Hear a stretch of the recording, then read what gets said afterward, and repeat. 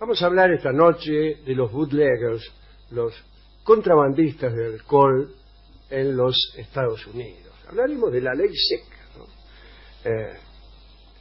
Y muchos recordarán artículos sobre el célebre Jack Diamond, un rico bootlegger, ya vamos a ver qué es lo que quiere decir esto, que huyó a Europa escapando de sus enemigos, que fue apresado después en Alemania, devuelto a Norteamérica.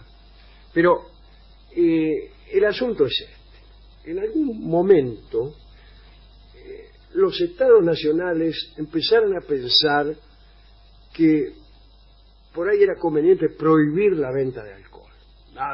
Todos los desastres que el alcohol causaba, su consumo, sus consecuencias económicas, etcétera, etcétera.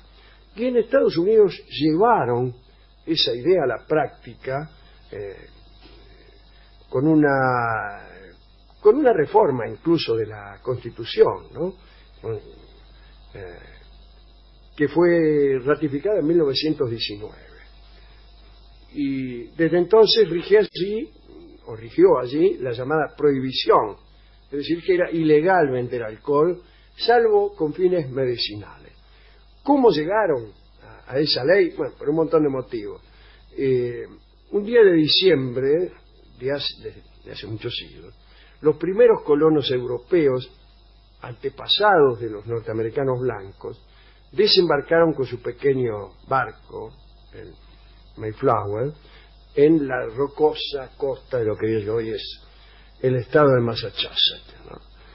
Y se les llamaba o se les llama a veces los 100%, aludiendo a la lealtad de sus convicciones, su fortaleza, los principios religiosos, morales. Bueno, estos primeros inmigrantes pertenecían a la secta de los puritanos y su influencia puede sentirse aún hoy en los Estados Unidos. Y la prohibición o ley seca es una de las derivaciones de este cristianismo puritano. Los norteamericanos la llamaron el noble experimento, ¿no? Para muchos de ellos la ley seca fue no solamente un asunto de salud o económico, sino también algo religioso. Ellos que han creído que su país era la morada de Dios, decían que promulgar esa ley era una especie de deber divino. Hablamos no hace mucho aquí de Henry Ford. Sí, el otro día. Y creo que dijimos que había sido uno de los que propugnó esta ley. No por ser puritano, sino porque él decía que solo podía vender autos baratos si tenía lugar la prohibición. Porque el trabajador promedio gastaba una gran parte de su salario semanal en el bar, en el boliche. Después de la prohibición ya no pudo gastar ese dinero, se vio obligado a ahorrar. Todo esto lo decía Ford, ¿no? Sí. Y una vez que ha empezado a ahorrar, se da cuenta de que pronto tendrá como para comprar un auto. Y así, decía Ford, se han multiplicado mis ventas gracias a la ley seca. Muchos fabricantes norteamericanos pensaban como él, como Ford, porque las grandes empresas no solo vendían más a causa de la prohibición, sino que también tenían un mejor rendimiento de sus obreros, porque faltaban menos, cometían menos errores, etcétera, etcétera. O sea que la misma fuerza de trabajo producía más que antes. Pero claro, la prohibición provocó un auge considerable del crimen organizado, ¿no? Al Capone, todos esos tipos. Un año después de la ratificación de la ley de 1919 ya quedaron prohibidas la manufactura, la venta, el transporte, la importación, exportación de licores en todo el territorio de los Estados Unidos. Y claro, ¿qué pasa? ¿Está prohibido? Lo hacemos igual. Y ahí aparece el crimen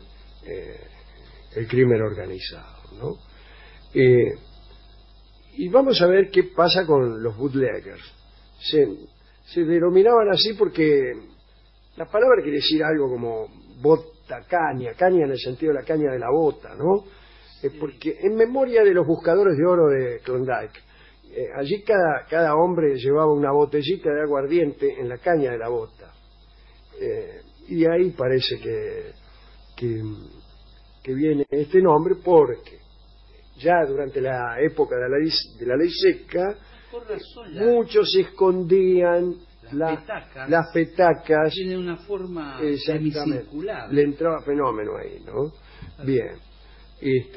Ahora, había innumerables trucos que se usaban, pero igual no era fácil conseguir vino, cerveza o aguardiente, porque ¿sabe qué pasó con la ley seca? Fue eficaz, no, en realidad no lo fue, pero la mayor esperanza que tenían las autoridades en su eficacia era porque las penas eran muy duras, y especialmente para el que la fabricaba. Ojo que también el que bebía también recibía su castigo, pero eran muy severas las penas para los que vendían, ¿no? Entonces, solamente se dedicaban a este negocio los que pertenecían a una suerte de élite de inescrupulosos, intrépidos y temerarios, que no le tenían miedo al asunto, ¿no? Vamos a explicar lo que ocurría en el mar. La ley seca decía que ningún barco que transportara alcohol podía acercarse a menos de 14 millas de la costa norteamericana.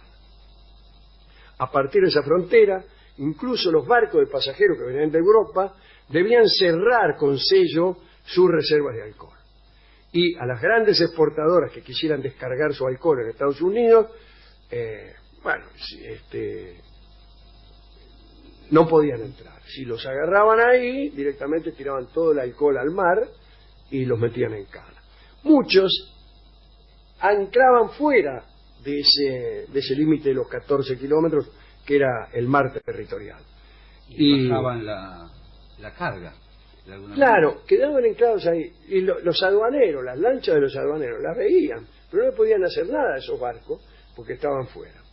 Y ahí aparecen los pequeños botes de los bootleggers, que recorrían día y noche todos esos alrededores, aprovechando los descuidos de la vigilancia de las lanchas aduaneras, y aprovechaban la neblina, las noches sin luna, la posibilidad de sobornar a los oficiales de la aduana, y sobre todo las marejadas tormentosas que dificultaban la persecución. Entonces la policía y los contrabandistas trataban todo el tiempo de superarse mutuamente en astucia. Y ahí tuvieron lugar infinidad de episodios, ¿no es cierto? Así que había, yo creo que 400 barcos costeros. Y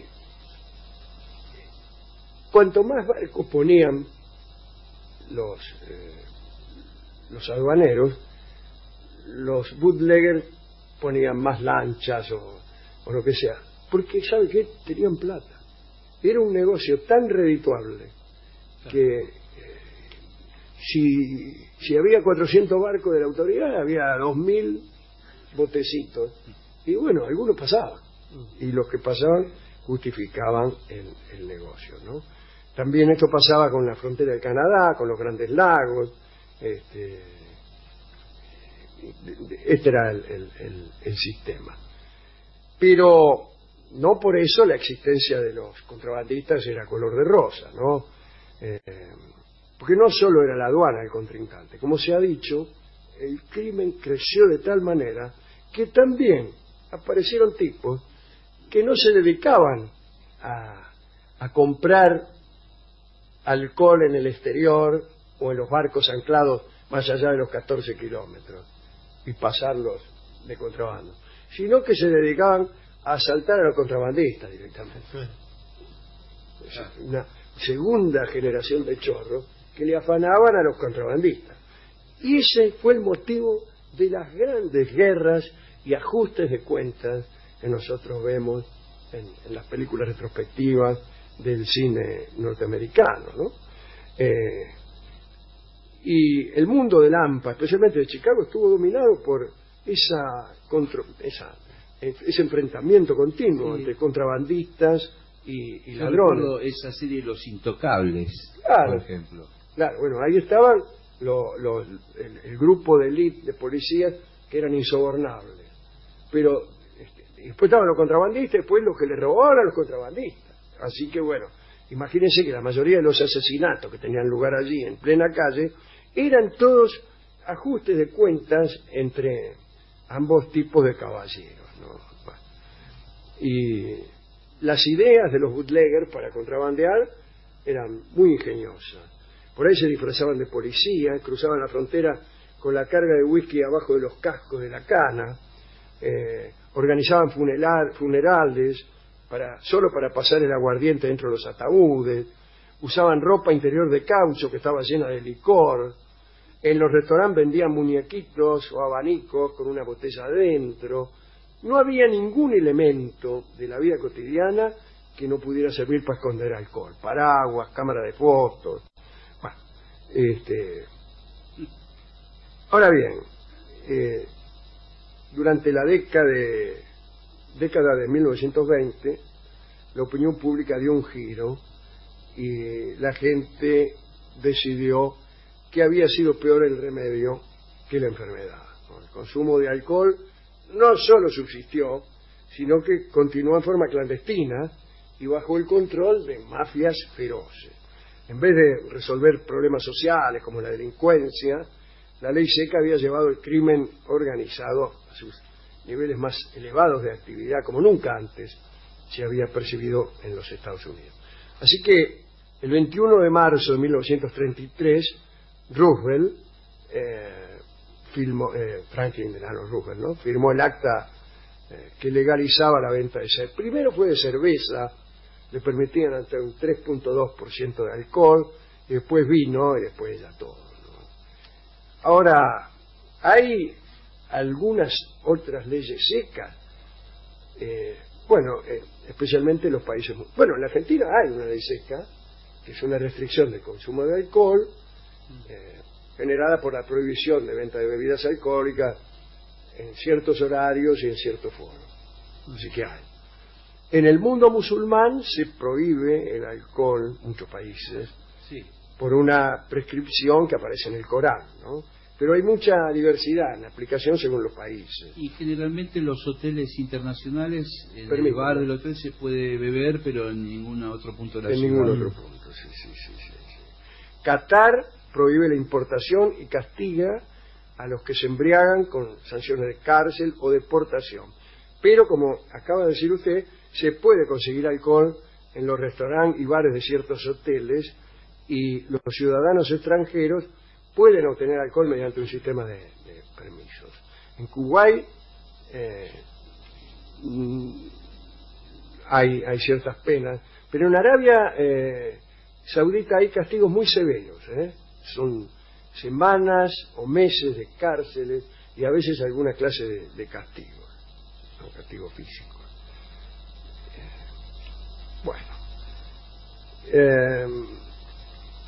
¿A quién podemos dedicar esta recordación de la ley seca norteamericana y de